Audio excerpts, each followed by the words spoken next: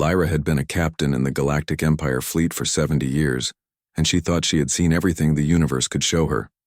But today was going to prove her wrong in ways she could never imagine, and it would change her life and the lives of billions of people across the galaxy forever.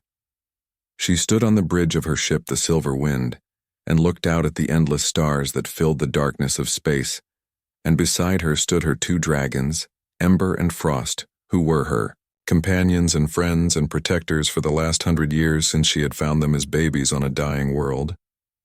Ember was red like fire, and his scales glowed with inner heat, and he was fierce and brave, and always ready to fight any enemy that threatened Lyra or the crew.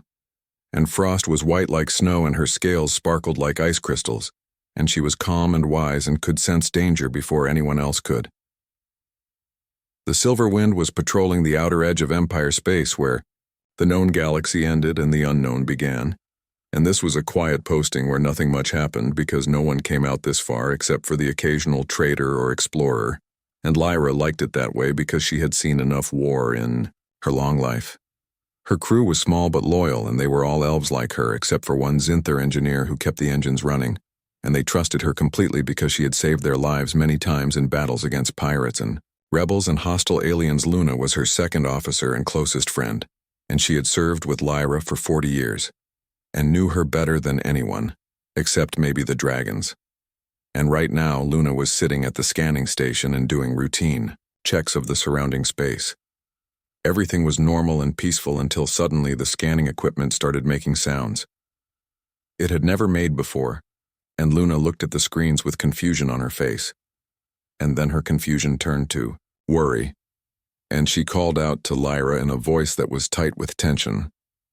Lyra walked over quickly and asked what was wrong, and Luna pointed at the screen and said, there was something out there. Something big that was moving toward them at incredible speed, and the scanners could not identify what it was made of or where it came from. The elf captain felt her heart start to beat faster, because in all her years of service, she had never encountered anything the Empire scanners could not identify, and the Empire had the most advanced technology in the galaxy, or at least that was what everyone believed. She ordered the crew to go to alert status and to charge the defensive shields and weapons just in case, and everyone moved quickly to their positions because they could hear the seriousness in her voice and they knew something unusual was happening. Ember and Frost immediately came to her side and pressed against her legs, and she could feel the tension in their bodies. And Frost was making a low rumbling sound in her throat that meant she sensed danger approaching, and that made Lyra even more concerned because Frost was never wrong about these things. The unknown object was getting closer every second, and now it was close, enough that the main viewing screen could show it, and when the image appeared, everyone on the bridge went silent and stared, because what they were seeing should not exist.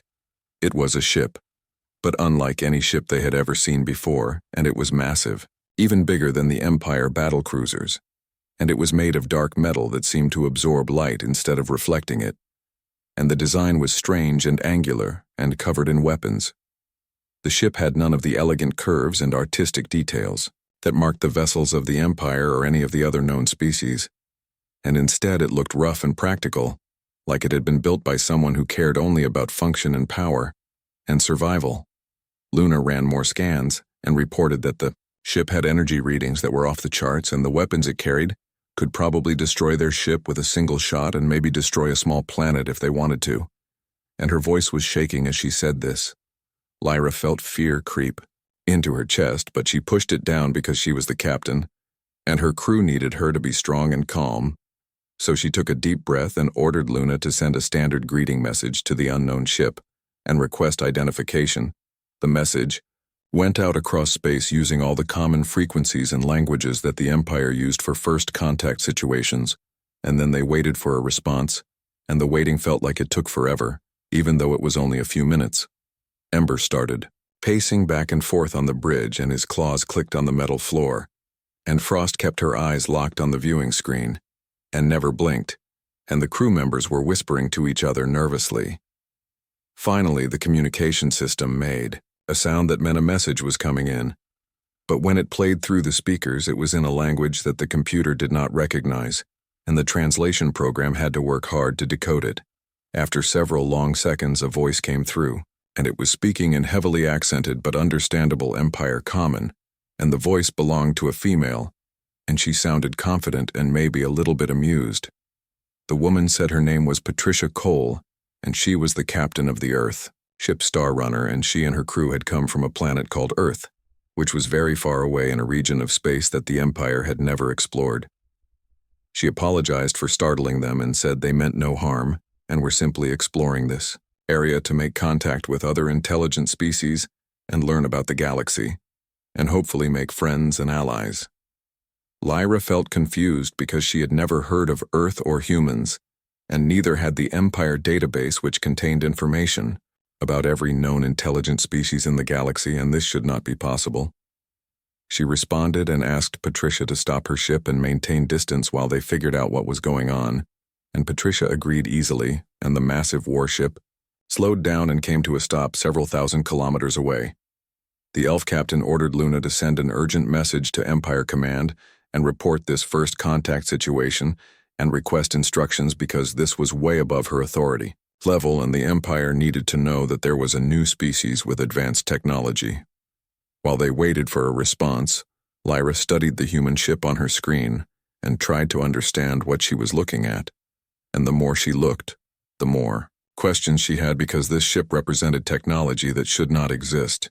The dragons were still nervous, but they had stopped making distressed sounds, and instead they seemed curious and kept sniffing the air as if they could smell the humans through the vacuum of space. Patricia sent another message and asked if they could talk more and maybe exchange information about their peoples. And Lyra hesitated because protocol said she should wait for orders from command, but something in Patricia's voice made her want to say yes. She looked at Luna, and her friend nodded slightly, and then she looked at Ember and Frost, and they both tilted their heads and watched her with their intelligent eyes, and somehow she knew they were telling her it was okay. So Lyra opened a video channel for the first time, and suddenly she was looking at a human face, and Patricia Cole had brown skin and short dark hair and bright eyes that sparkled with intelligence and curiosity.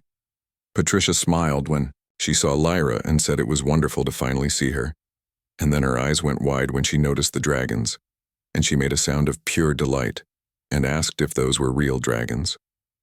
Lyra found herself smiling, despite the strange situation, and said yes, they were real, and Patricia looked like a child who had just been given the best present ever. And that made the elf captain relax just a little bit. Maybe these humans were not a threat after all, and maybe this was the beginning of something good. Patricia Cole could not believe what she was seeing on her screen, because there in front of her was an actual elf with pointed ears and silver hair and pale skin that seemed to glow with its own light. And beside the elf were two creatures that looked exactly like the dragons from Earth legends and myths.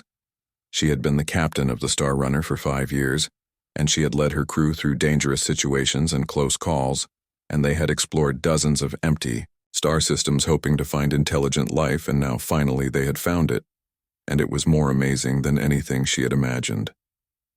Her first officer, whose name was Amanda Bailey, stood next to her chair and stared at the screen with her mouth open, and behind them the rest of the bridge crew had stopped working and were all watching and whispering excitedly to each other.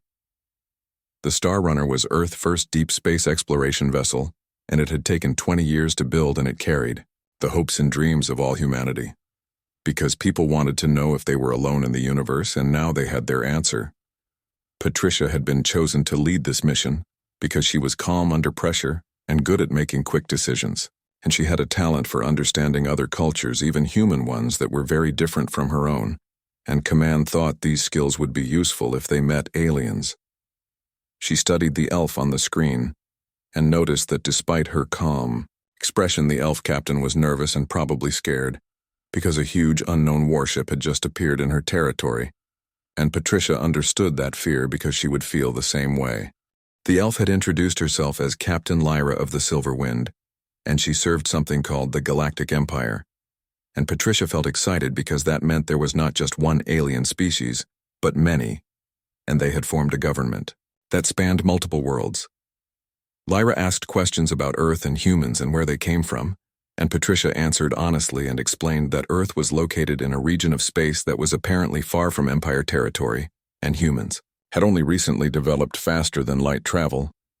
She could see that Lyra found this hard to believe because the Star Runner was clearly very advanced and carried weapons that the elf seemed to respect, and Patricia knew she had to be careful about how much information she shared. The truth was that humans had developed their technology very quickly because they had a history of constant warfare and competition, and every nation on Earth had raced to build better weapons and ships, and that drive had pushed human science forward at incredible speed.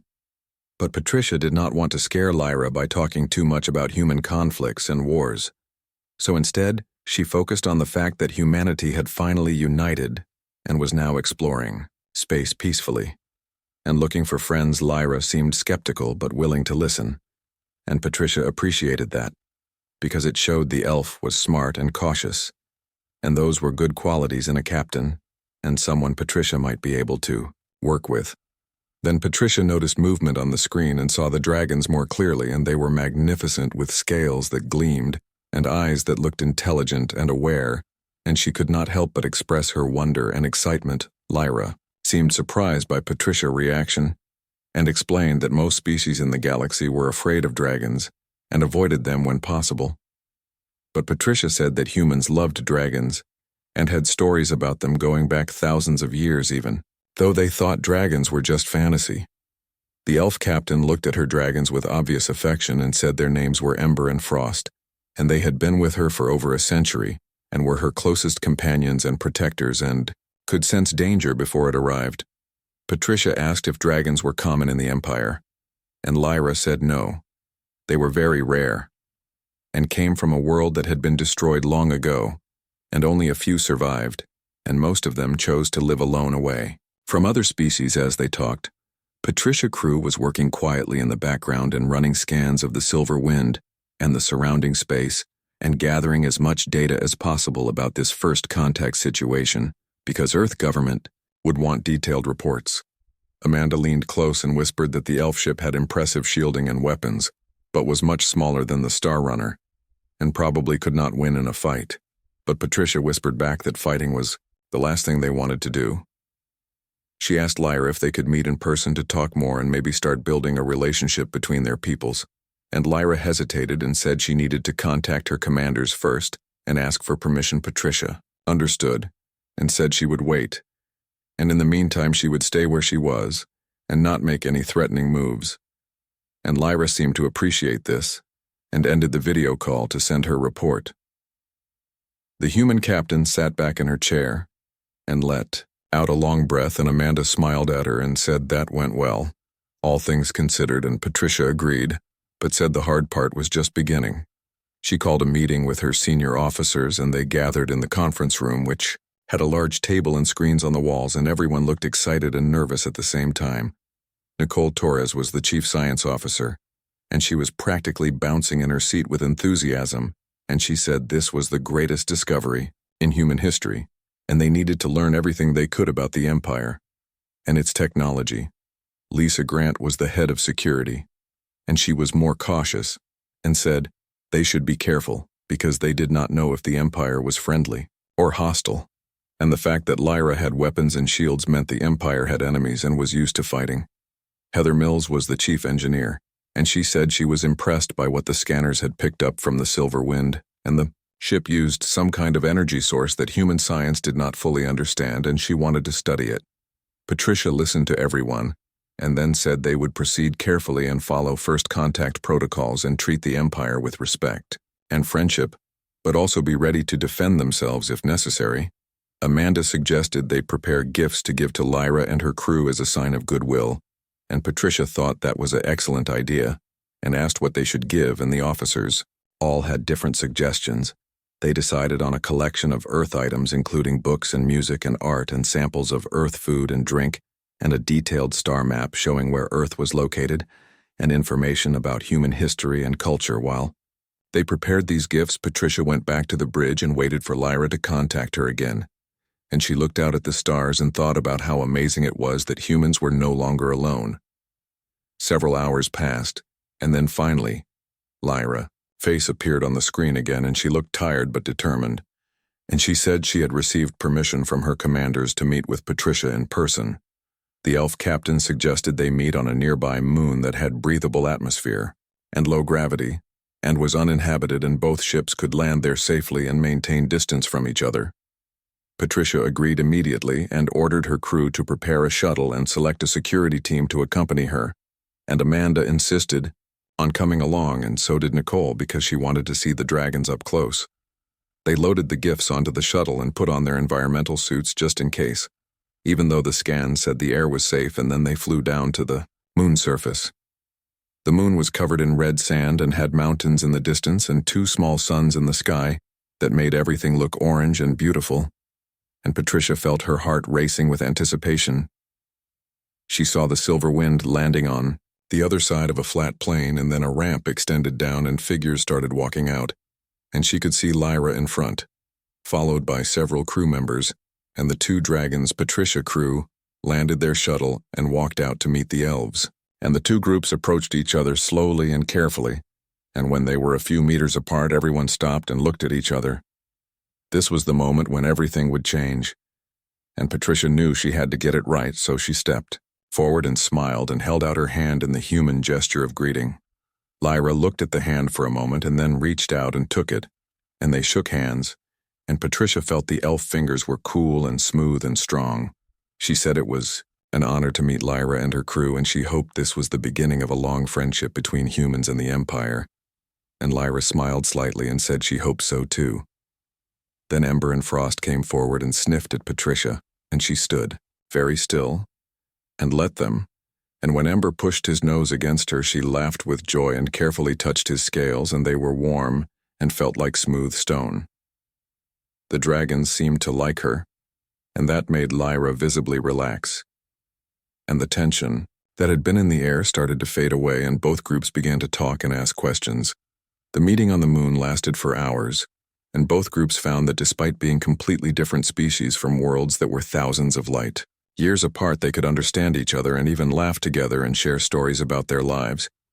Patricia told Lyra about Earth and how it was a beautiful blue and green world with vast oceans and high mountains and dense forests and deserts and frozen poles and billions of humans living in cities and towns and villages. She explained that humanity had almost destroyed itself in wars over resources and territory and religion and ideology, but somehow they had learned to work together and had formed a united government that represented all nations and peoples. Lyra listened carefully and asked if humans still fought each other, and Patricia admitted that yes, sometimes there were conflicts, but nothing like the terrible wars of the past, and most disputes were now settled through talking and negotiation. The elf captain seemed to understand because she said the Empire had a similar history, and many of the species that now lived together peacefully had once been enemies, who fought brutal wars until they realized cooperation was better than destruction. She told Patricia about the Empire, which included dozens of intelligent species spread across hundreds of worlds, and they had formed an alliance based on trade and mutual defense and shared knowledge, and most importantly, respect for differences. Patricia asked about the dragons, and Lyra's face softened, and she looked at Ember and Frost with obvious love and said they came from a world called Draconus, which had been destroyed by a cosmic disaster when a nearby star went supernova. Most of the dragons had died in the explosion, but a few ships managed to escape carrying dragon eggs, and those eggs were scattered across the galaxy, and Lyra had found 2 of them on an abandoned station when she was young. She had raised them from babies, and they had bonded with her in a way that was deeper than friendship or family, and they could sense each other's emotions and thoughts across great distances and would die to protect each other. Nicole, who had been listening intently, asked if she could study the dragons with their permission, of course, and Lyra looked hesitant. But Ember walked over to Nicole and sniffed her, and then made a rumbling sound that Lyra said meant he approved. The elf captain smiled and said Nicole could take some scans, but nothing invasive, and Nicole agreed eagerly and pulled out her portable scanner and started taking readings while talking softly to Ember, who seemed to enjoy the attention. Meanwhile, Amanda and Lisa were talking with Luna and the other elf crew members, and they were comparing notes about their ships and technology, and sharing pictures and videos from their home worlds. Heather, the engineer, was having an animated discussion with the Zinthar engineer, whose name was Crix, and he had 4 arms and blue skin, and spoke in a buzzing voice, and they were drawing diagrams in the sand trying to explain their different engine designs. Patricia watched all this and felt hope growing in her chest, because this was going well much better than anyone had expected, and maybe humans and the Empire could truly become allies and friends. She asked Lyra what would happen next, and the elf captain said she had to make a full report to Empire Command and they would send representatives to meet with Earth government and establish formal diplomatic relations. Patricia said that would take time because Earth was far away and communication would be slow, but she had been given authority to negotiate preliminary agreements, and maybe they could work something out right now. They discussed various possibilities, including setting up a communication relay system between human and Empire space, and arranging for cultural exchanges where people from each side could visit and learn about the other. Lyra suggested that Patricia and her crew could come to the Empire capital, world, and meet with the High Council and present humanity case for joining the galactic community, and Patricia thought that was an excellent idea. But then Lisa raised a concern and asked what would happen if the Empire had enemies who might see humanity as a threat or a target. And Lyra's expression became serious, and she admitted that yes, the Empire did have enemies. The biggest threat came from something called the Void Collective, which was a group of machine intelligences that wanted to eliminate all organic life, and they controlled a large section of space on the far side of the Empire. There were also various pirate groups and rogue factions, and a few species that refused to join the Empire and sometimes raided border worlds. But overall, the galaxy was relatively peaceful. Patricia felt worried because she had not expected to hear about hostile machines and pirates, but she tried not to show it and said humanity had experience fighting difficult enemies and could defend themselves if necessary. Lyra looked at the Star Runner, which was visible in the sky above them, and said she believed that because the human ship was clearly designed for combat and had weapons that could match anything the Empire had. She asked how humans had developed such advanced technology so quickly, and Patricia hesitated because she knew the answer might not make humans look good, but she decided honesty was important. She explained that human history was full of conflict and competition, and that drove rapid innovation because every nation wanted to have better technology than their rivals, and the space race and arms race had pushed science forward incredibly fast. After humans united, they took all that knowledge and expertise and focused it on peaceful exploration instead of war.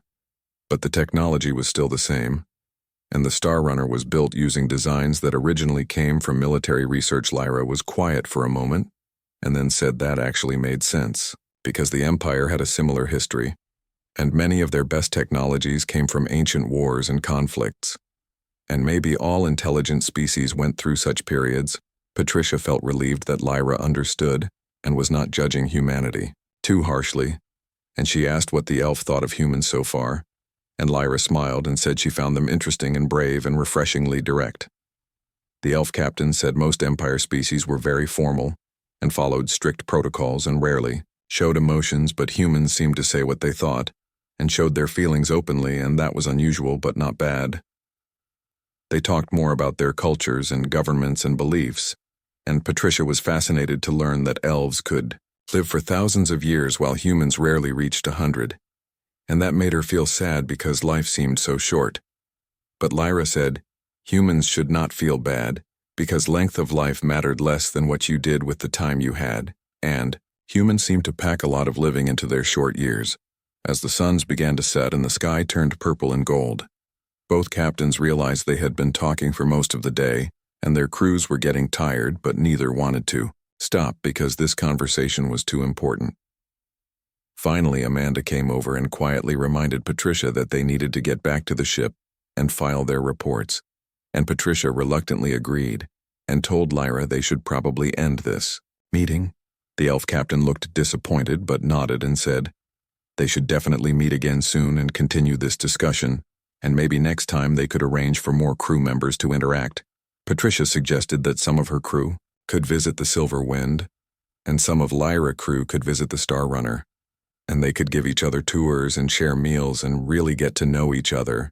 Lyra liked this idea and said she would make it happen, and then she did something that surprised Patricia by reaching out and hugging her in the human way. And Patricia hugged her back and felt the elf was much stronger than she looked. Ember and Frost came over, and both dragons touched Patricia with their noses, and she felt honored because Lyra had explained earlier that this was how dragons showed acceptance and friendship. Nicole gave Lyra a datapad that contained all the information about Earth and human culture that they had prepared, and Lyra gave Patricia a similar device with information about the Empire. They also exchanged coordinates and communication frequencies so they could stay in contact, and agreed to meet again in 1 week at the same location.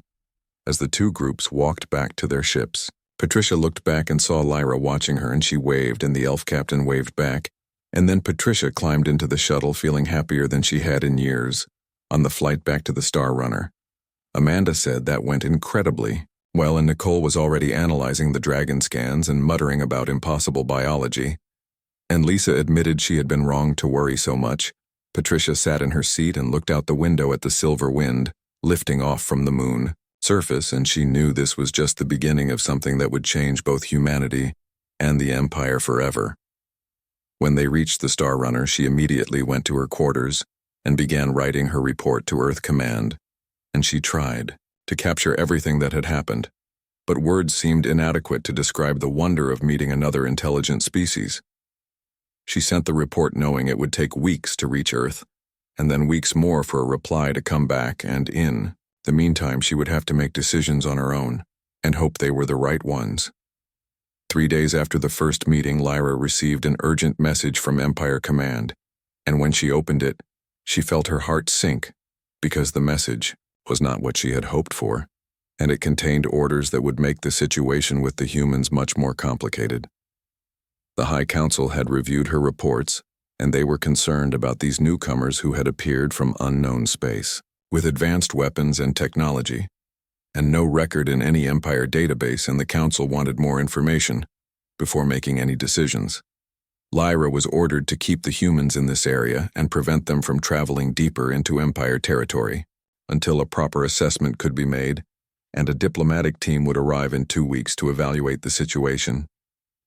She understood the Council concerns because they had to be careful and protect the Empire from potential threats, but she also knew this would upset Patricia and the other humans who probably wanted to explore and see more of the galaxy. When she contacted Patricia to explain the situation, the human captain face showed disappointment, but also understanding, and she said she would comply with the Empire wishes and wait for the diplomatic team to arrive. Patricia asked if they could still meet and spend time together. While they waited, and Lyra checked with command and got permission as long as they stayed in the border zone and did not share sensitive military information. Over the next several days, the two crews visited back and forth and learned about each other, and formed friendships that crossed the boundaries of species and culture, and everyone involved felt like they were part of something historic. Nicole spent hours studying the dragons with Lyra's permission, and she discovered that their biology was incredibly complex, and they had organs that humans did not even have names for, and their scales could absorb and store energy from multiple sources. Ember seemed to enjoy being studied and would pose for the scanners and make pleased sounds when Nicole praised him, and Frost was more reserved but allowed the examination because she trusted that Lyra approved. Heather and Crix became good friends despite the language barrier and communication difficulties, and they worked together to design a hybrid power system that combined human and Empire technology and produced better results than either alone. Amanda and Luna discovered they both loved strategy games and spent their free time playing various games from their respective cultures and keeping score, and the competition was fierce but friendly. Lisa organized joint training exercises where human and elf security teams practiced together and learned each other fighting styles and tactics, and everyone was impressed by how capable both sides were. Patricia and Lyra spent most of their time together talking about leadership and responsibility and the challenges of command, and they found they had similar philosophies even though they came from very different backgrounds. The elf captain was amazed by how much humans could accomplish in their short lives and how they seemed to burn with intensity and passion for everything they did, whether it was work or play or relationships. Patricia was fascinated by elf culture and their long view of time and how they could be patient and wait decades or centuries for things to develop while humans always wanted immediate results. One day they were sitting in the observation deck of the Silver Wind watching the stars, and Lyra asked Patricia what humans wanted from the galaxy and what their goals were for the future. Patricia thought carefully before answering and said humans wanted to learn and grow, and find their place among the other intelligent species, and prove that despite their violent history, they could be trusted, friends and allies. She admitted that some humans wanted to expand and colonize new worlds and build an empire of their own. But most people just wanted peace and prosperity, and the chance to see amazing things. Lyra said she understood those desires, because they were universal and not unique to humans, and every species in the empire had similar goals and dreams, and that was what held them together. The elf captain then asked a harder question, which was what humans would do if the empire rejected them and refused to allow contact, and Patricia did not have a good answer right away. She finally said that humans would respect the empire decision, but would be deeply disappointed and would probably continue exploring in other directions and hope to find species who were more welcoming. But she also said honestly that some human factions might not accept rejection so easily and might try to force contact or establish relations through less official channels, and that could lead to problems. Lyra appreciated the honesty and said she would make sure the High Council understood that humans were not going to just disappear, and that the Empire needed to find a way to work with them. On the 5th day, something happened that changed everything and brought the two species closer together in a way that no amount of talking could have achieved. The silver wind sensors detected a distress signal coming from a nearby system, and when Lyra checked the coordinates, she saw it was from an empire colony world that had a small population of mixed species. She immediately contacted Patricia and told her about the situation and said she had to go investigate, and Patricia, without hesitation, said the Star Runner would come too and help. However, they could. Lyra started to say that command might not approve, but Patricia interrupted and said lives were at stake and approvals could wait, and they were going whether the Empire liked it or not, and Lyra found herself agreeing. The two ships jumped to faster than light speed and arrived at the colony world within an hour, and what they found was a scene of chaos and destruction. A pirate fleet had attacked the colony and was raiding the settlements and stealing supplies and capturing people to sell as slaves, and the colonists were fighting back, but they were outnumbered and outgunned. Lyra immediately moved the Silver Wind into position and began engaging the pirate ships, and her crew fought with skill and determination, and Ember and Frost flew out of the ship to attack the enemy directly. Patricia brought the Star Runner in on the other side and opened fire with weapons that made the pirate ships explode in brilliant flashes of light, and the human targeting systems were so accurate that every shot hit its mark. The pirates were caught completely by surprise because they had not expected any resistance, and certainly not from two powerful warships, and they tried to flee. But Lyra and Patricia coordinated their attacks and cut off all escape routes. Within 20 minutes, the battle was over and half the pirate ships were destroyed, and the rest were damaged and surrendering and begging for mercy and asking to be taken prisoner. Lyra ordered her crew to secure the prisoners, and Patricia sent down shuttles with medical teams to help the wounded colonists, and both captains met on the planet's surface to assess the damage. The colony governor, whose name was Thara, came to thank them, and she was a tall insectoid, being with multiple eyes, and she said they had been about to be overrun when the two ships arrived.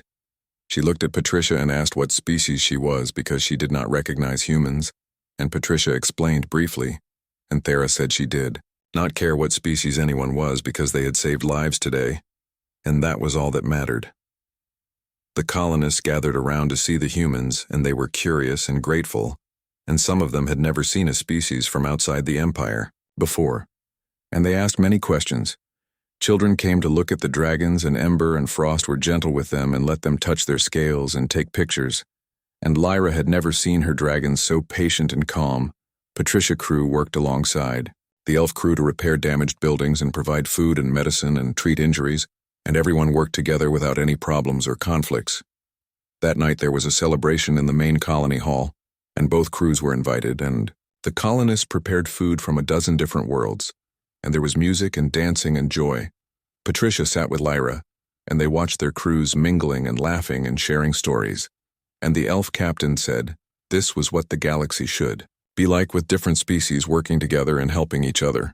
The human captain agreed and said she was glad they had come and been able to help, and maybe this would show the Empire that humans could be good allies and trusted friends. Lyra squeezed Patricia's hand and said she would make sure the High Council heard about what happened today, and how humans had risked their ship and crew to help Empire citizens without asking for anything in return.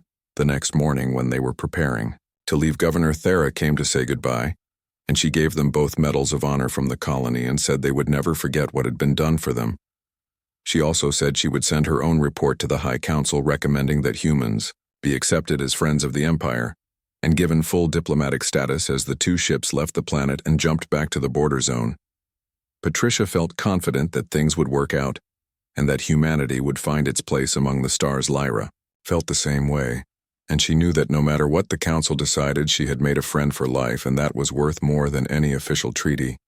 2 weeks after the colony rescue, the diplomatic team from Empire Command arrived in 3 large ships that were decorated with symbols of peace and authority, and Lyra felt nervous because the fate of human and Empire relations would be decided in the coming days. The team was led by Ambassador Vorin, who was a being made of living crystal that reflected light in rainbow patterns, and he had served the Empire for over 5,000 years and had negotiated treaties with dozens of species. Vorin came aboard the Silver Wind and met with Lyra first, and she gave him a complete report of everything that had happened, including the rescue of the colony, and how well humans had performed and how trustworthy they seemed. The ambassador listened carefully and asked many questions about human technology and culture and intentions, and Lyra answered honestly and emphasized that she believed humans would make excellent allies. Then Vorin asked to meet with Patricia, and the human captain came over from the Star Runner with her senior officers, and they gathered in the conference room, which suddenly felt very small and crowded. The crystal ambassador studied the humans with his many-faceted eyes, and then spoke in a voice that sounded like musical chimes and said he was pleased to meet them and looked forward to learning about their species. Patricia responded politely and said, "Humans were honored to meet the Empire and hope to establish friendly relations and contribute to the galactic community in positive ways." Vorin asked about Earth and human history and government, and Patricia told him everything, including the difficult parts about wars and conflicts and environmental damage and social problems. The ambassador did not seem shocked or judgmental and said every species had a troubled past, and what mattered was whether they learned from their mistakes and tried to be better. He then asked the hard questions that Lyra had expected about human intentions and what they wanted from the Empire, and whether they posed a security threat. Patricia answered carefully and said humans wanted trade and knowledge and friendship and a chance to prove themselves, but they also wanted to maintain their independence and not be controlled by others. She explained that Earth had many different cultures and governments and opinions, and while she represented humanity in this meeting, she could not speak for every human or guarantee what all humans would do. Vorin seemed to appreciate this honesty and said that was true of all species, and the Empire itself had many internal disagreements and factions, and diversity of thought was considered a strength, not a weakness. The discussions continued for 3 days and covered every possible topic, from technology sharing to territorial boundaries to cultural exchanges to defense agreements, and Patricia was exhausted, but refused to show it. Amanda and Nicole and Lisa and Heather all took turns answering questions about our respective areas of expertise, and they impressed the diplomatic team with their knowledge and professionalism. Meanwhile, Lyra was working behind the scenes to build support for the humans among the other Empire representatives, and she talked to each one individually and convinced them that humanity deserved a chance. On the 4th day, Vorin called a final meeting and announced that he had made his decision and would recommend to the High Council that humans be granted provisional friendship status with the Empire. This meant that Earth would be recognized as a sovereign power, and humans would be allowed to travel in Empire space and establish embassies and engage in trade and cultural exchanges. However, full membership in the Empire would require more time and evaluation, and humanity would need to prove themselves over several years before being considered for complete integration. Patricia accepted these terms gratefully and said humanity would work hard to earn the Empire trust and be worthy of full membership when the time came. Vorin said he was impressed by human courage and adaptability, and he believed they would indeed make fine addition to the galactic community, and he looked forward to seeing what they would accomplish.